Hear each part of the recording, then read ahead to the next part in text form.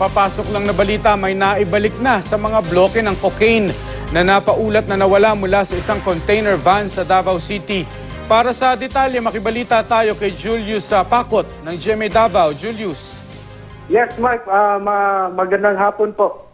As of 3:30 po, Mark, 52 cocaine blocks na po ang nasa uli. According ito sa kakausapan lang natin kay Police Senior Superintendent Vicente Danao Jr. dito po sa ang chief ng po sa Davao City.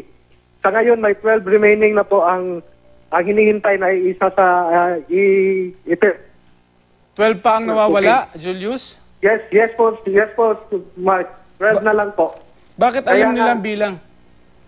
Bakit alam nila eksaktong bilang ng bloke ng cocaine? Paano 64 ba? po ang expected na block ng cocaine.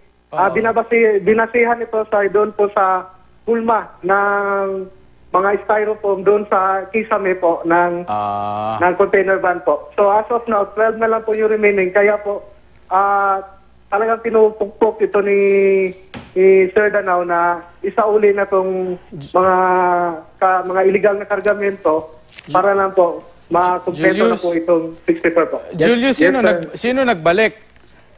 Yung hindi sinabi yung pagkatikilanlan, basta taga doon lang po sa mga empleyado ng Sumitro kasi po nagka-interest yung mga empleyado na nang nakita nila yung kargamento, akala po nila pera, yun pala po. Mas grabe pa po na po. May mangyayari ba? Anong sinabi ng pamunuan nyo dyan? May mangyayari ba sa nagsauli? May liability ba siya? O dahil nagsauli siya, wala na? Wala po, wala Mark. Actually, may 100,000 reward po para maengganyo yung iba na isauli yung ibang mga nawawala pong bloke ng cocaine po. Okay, sige. Maraming salamat ha sa ulat mo, Julius Pakot. Thank you. Salamat din, Mark. Okay.